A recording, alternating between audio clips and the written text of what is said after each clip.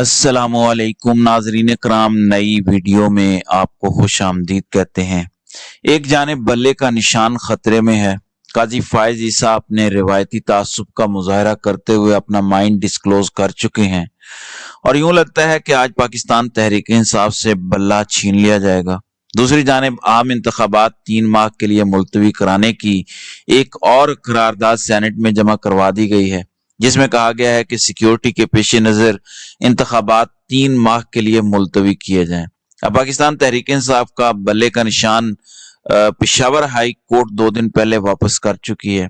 पाकिस्तान तहरीक इंसाफ के हक में फैसला दे चुकी है, लेकिन खिलाफ मामूल election commission of Pakistan supreme court of Pakistan में पहुंचा और उसने इस फैसले को चैलेंज किया।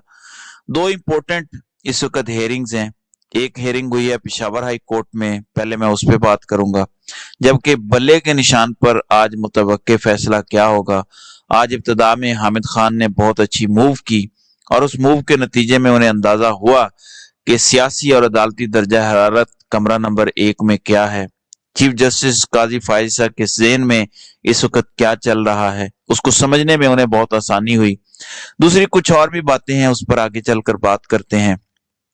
पहले पेशावर हाई कोर्ट पर बात कर लेते हैं, क्योंकि पाकिस्तान तहरीक इंसाफ ने तौहीन अदालत की दरखास्त वहां दायर की कि पेशावर हाई कोर्ट के फैसले पर अभी तक अमल दरामद नहीं हुआ और इलेक्शन कमीशन इस फैसले पर अमल दरामद के लिए तैयार नहीं है। तौहीन अदालत की कार्रवाई के लिए दरखास्त जस्टिस शकील अहमद और जस्टिस वकार अहमद ने सुनी। ये 2 रुकनी बेंच था। काजी अनवर एडवोकेट और शाह फैसल इलियास एडवोकेट पेश हुए। उन्होंने अदालत को बताया कि आपने जो फैसला दिया था बल्ले के निशान की बहाली का, इलेक्शन कमीशन ऑफ पाकिस्तान ने अभी तक उस पर अमल दरामद नहीं किया। पेशावर हाई कोर्ट ने आइंदा समात पर जवाब तलब कर लिया है और नोटिस जारी कर दिया है इलेक्शन कमीशन और दीगर फरीकैन को, और 16 जनवरी तक के लिए ये समात मुलतवी कर दी गई है।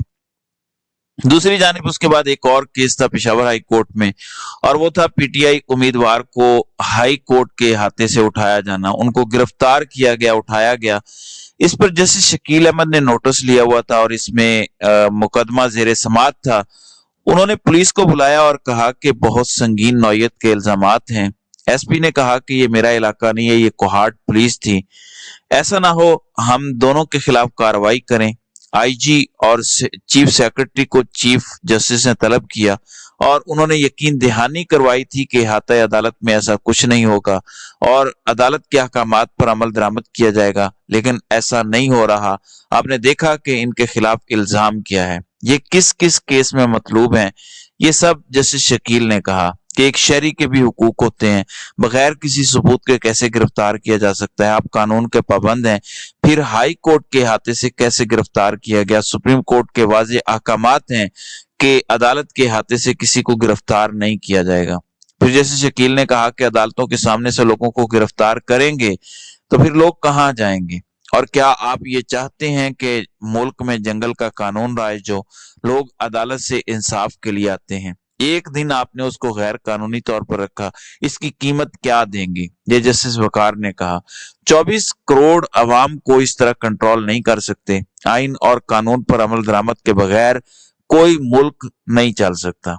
अब ये सिचुएशन भी ऐसी है, पूरा मुल्क पुलिस गर्दी की नजर हो चुका है और पुलिस गर्दी इस हद तक बढ़ चुकी है कि किसी की चादर चार दीवारी महफूज नहीं है, इज्जत नामूस महफूज नहीं है। पुलिस को एक खुला लाइसेंस दिया हुआ है और वो जगह जगह बदमाशी कर रही है। कल जस्टिस मोहसिन अख्तर कियानी ने भी मिसिंग पर्संस के वरसा पर बात की जो बैठे हुए हैं इस्लामाबाद में। फिर समी इब्राहिम का केस था, कल शहीद अरशद शरीफ का केस था, डॉक्टर मोहित पीरजादा का केस था। यानी झूठे मुकदमात की एक भरमार है जो पिछले 21 महीनों से चल रहे हैं और ये सिलसिला खत्म नहीं हो रहा। बहरहाल आज सुप्रीम कोर्ट ऑफ पाकिस्तान में समात हुई है कि बल्ले का निशान पाकिस्तान तहरीक इंसाफ को मिलना है या नहीं। पेशावर हाई कोर्ट फैसला दे चुकी है, लेकिन इलेक्शन कमीशन ऑफ पाकिस्तान उस प्रोजेक्ट का हिस्सा है जिसका मकसद पाकिस्तान तहरीक इंसाफ को क्रश करना है, पाकिस्तान तहरीक इंसाफ और इमरान खान को सियासत से आउट करना है। इलेक्शन कमीशन जिसके रूह रवा और सरबराह chief election commissioner Sikandar Sultan Raja हैं और वो इस प्रोजेक्ट का हिस्सा हैं और इस प्रोजेक्ट को आगे बढ़ा रहे हैं। बहरहाल اس سے پہلے ایک کیس تھا آل پاکستان مسلم لیگ کا، یعنی پرویز مشرف صاحب کی جماعت کا، ان کا انتخابی نشان عقاب ان سے لیا گیا، اور اس فیصلے کے خلاف آل پاکستان مسلم لیگ آئی تھی کہ الیکشن کمیشن نے ان کا نشان چھین لیا ہے عقاب۔ تو اس کے جواب میں یہی سیم بینچ تھا، چیف جسٹس قاضی فائز عیسیٰ، جسٹس محمد علی مظہر اور جسٹس مسرت ہلالی کا۔ تو اس بینچ نے یہ کہا کہ الیکشن کمیشن با اختیار آئینی ادارہ ہے، وہ فیصلے کر سکتا ہے، لہٰذا آل پاکستان مسلم لیگ کی درخواست خارج کر دی اور انہیں عقاب کا نشان نہیں ملا، اور الیکشن کمیشن کا فیصلہ برقرار رکھا گیا۔ اب یہی کیس پاکستان تحریک انصاف کا بھی ہے، بلے کا نشان ہے، اور بلے کا نشان کسی اور کو دیا نہیں جا سکتا، اور وہ اپنا حق مانگ رہے ہیں۔ بلے کا واقعی اس قدر خوف ہے کہ اس کو بلا سمجھا جا رہا ہے۔ علی محمد خان نے درست کہا تھا، اور وہ واقعی بلا بن گیا ہے، اور اس بلے سے سارے خوفزدہ ہیں، بشمول ایوان عدل بھی۔ بہرحال سچویشن یہ ہے، میں کچھ قاضی صاحب کے سوالات آپ کے سامنے رکھ دیتا ہوں جس سے آپ کو اندازہ ہو جائے گا کہ ان کی مینٹیلٹی کیا ہے۔ چیف جسٹس قاضی فائز عیسیٰ اپنے موجودہ کردار سے خود کو انصاف کے محافظ کی بجائے پی ڈی ایم اور الیکشن کمیشن کا چوکیدار ثابت کرنے میں مصروف ہیں۔ مثلا سوال کیا گیا کہ آپ پشاور ہائی کورٹ کیوں گئے، آپ کو لاہور ہائی کورٹ کیوں پسند نہیں آیا، یہ مجھے سمجھ نہیں آئی۔ تو بندہ جو ہے وہ قاضی فائز عیسیٰ سے یہ پوچھے کہ پشاور ہائی کورٹ کوئی سری لنکا میں ہے، تو قاضی فائز عیسیٰ نے یہ ثابت کر دیا ہے کہ نواز شریف وکیل نہیں، سیدھا جج کرتے ہیں۔ قاضی فائز عیسیٰ اس دن اس پر جو حامد خان ہے انہوں نے کہا کہ لاہور ہائی کورٹ میں ہمارے پاس سیکیورٹی نہیں تھی، تو قاضی صاحب نے کہا کہ سیکیورٹی کے لیے آپ ہمارے پاس آ جاتے۔ حالانکہ قاضی فائز عیسیٰ اس سے پہلے عمران ریاض کیس میں یہ کہہ رہے تھے کہ ہمارے پاس کوئی فوج نہیں ہے جو ہم عمران ریاض کو سیکیورٹی دیں۔ تو جگہ جگہ جو ہے وہ قاضی فائز عیسیٰ کے جو گفتگو ہے اس میں تضاد نظر آتا ہے۔ پھر آج پی ٹی آئی وکلاء کو کہہ رہے ہیں کہ آپ الیکشن کمیشن آف پاکستان کا فیصلہ چیلنج کرنے کے لیے سیکیورٹی مسائل تھے تو ہم سے سیکیورٹی مانگ لیتے۔